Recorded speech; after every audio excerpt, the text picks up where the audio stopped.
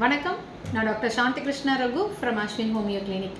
இன்றைக்கி நம்ம செல்லுலைட்டிஸ் அப்படின்ற கண்டிஷன் பற்றி தான் தெரிஞ்சுக்க போகிறோம். செல்லுலைட்டிஸ் அப்படின்னா என்னென்னா, நம்மளோட ஸ்கின்னு நம்ம ஸ்கின்ல செல்கள் இருக்கும். அந்த செல்கள் இன்ஃப்ளமேஷன் ஆகிறது தான் நம்ம செல்லுலைட்டிஸ்ன்னு சொல்லுவோம். இது சீரியஸான ஒரு பாக்டீரியல் ஸ்கின் இன்ஃபெக்ஷன் சொல்லுவோம். இது காமனாக பாக்டீரியானால் வரக்கூடிய ஒரு ஸ்கின் இன்ஃபெக்ஷன் தான். இந்த அஃபெக்டட் ஆன அந்த ஸ்கின் என்ன ஆகும்னா வீங்க ஆரம்பிக்கும், லைட்டாக ஸ்வெல் ஆகி இன்ஃப்ளமேஷன், ஒரு ரெட்னஸ், அந்த இடத்துல இன்ஃப்ளமேஷன் காஸ் பண்ணும். ரொம்ப பெயின்ஃபுல்லாக இருக்கும். அந்த இடத்த தொட்டு பார்த்தோம்னா ஒரு சூடாக இருக்கும். ஸோ நம்ம ஸ்கின்னு ஒரு இடத்துல மோஸ்ட்டாக இது கால்களில் தான் வரதை பார்த்துருக்கலாம்.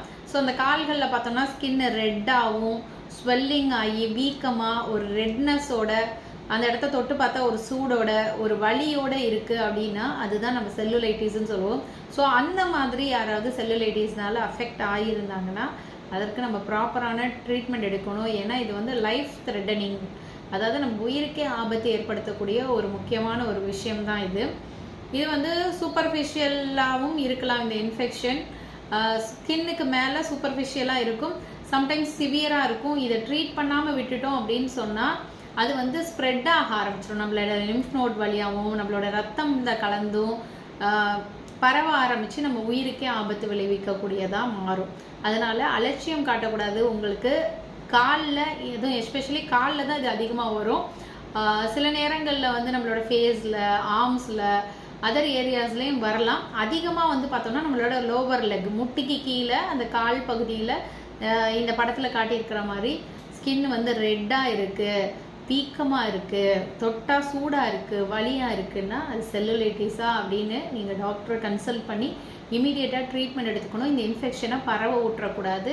இந்த இன்ஃபெக்ஷன் லிம்ஃப் நோட் வழியாவோ நம்ம பிளட் ஸ்ட்ரீம் வழியாவோ பரவி நமக்கு உயிருக்கே ஆபத்து விளைவிக்கும். அப்படிங்கிறதுனால இதை கேர்லெஸ்ஸாக எடுத்துக்காமல் உடனே ட்ரீட்மெண்ட் கொடுக்கக்கூடிய ஒரு முக்கியமான விஷயம். ரீசன்ட் டேஸில் நிறைய பேருக்கு இந்த மாதிரி வரதை நான் பார்க்குறேன்.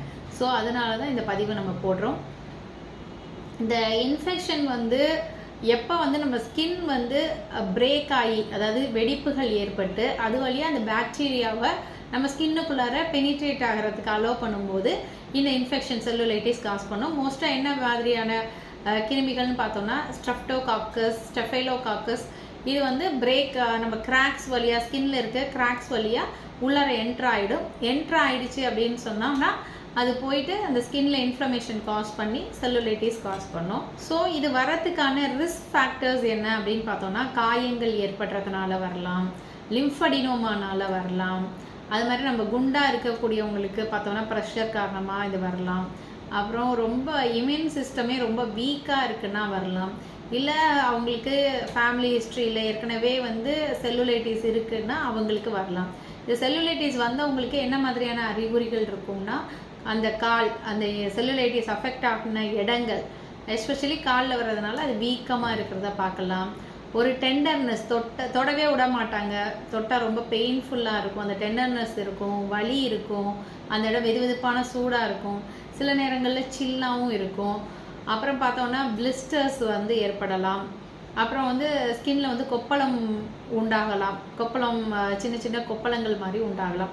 இதனால் வரக்கூடிய காம்ப்ளிகேஷன்ஸ் என்ன அப்படின்னு பார்த்தோம்னா, இந்த ட்ரீட் பண்ணாமல் விட்டுட்டோம் அப்படின்னு சொன்னோன்னா இது பாக்டீரியா எண்டோகார்டியைட்டிஸ் ஏற்படுத்தலாம், ஆஸ்டியோமைலைட்டிஸ் ஏற்படுத்தலாம், செப்சிஸ் ஏற்படுத்தலாம், நெக்ரோட்டிசிங் ஃபேசைட்டிஸ் ஏற்படுத்தலாம். ஸோ அதனால் இது அலட்சியம் காட்டாமல் இது மெடிக்கல் எமர்ஜென்சி மாதிரி இதை நம்ம ட்ரீட் பண்ணி ஆகணும்.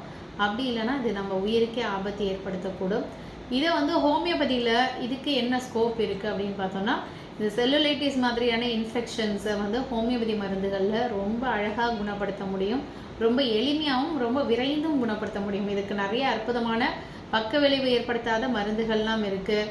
பெலட்டோனா, ஆர்னிகா, லாக்கசிஸ், ஹைப்பரிக்கம், இந்த மாதிரியான அற்புதமான மருந்துகள்லாம் இருக்குது. அவங்களோட சிம்டம்ஸ் சிமிலாரிட்டி பார்த்து ஃபுல்லாக கேஸ் எடுத்து அவங்களுக்கு எந்த ரீசனால் வந்துச்சு, எப்போ வந்துச்சு, அது கூட என்ன சிம்டம்ஸ் இருக்குது, என்ன அசோசியேட்டட் சிம்டம்ஸ் இருக்குது, அவங்களோட ஃபிசிக்கல் அண்ட் மென்டல் ஜென்ரல் எல்லாத்தையும் கான்சென்ட்ரேட் பண்ணி டாக்டர்ஸ் கரெக்டாக மெடிசன் ப்ரிஸ்கிரைப் பண்ணும்போது இது ரொம்ப சீக்கிரமாக ஹோமியோபதி மருந்துகளில் பக்க விளைவுகள் இல்லாமல் இந்த செல்லுலைட்டிஸை குணப்படுத்த முடியும்.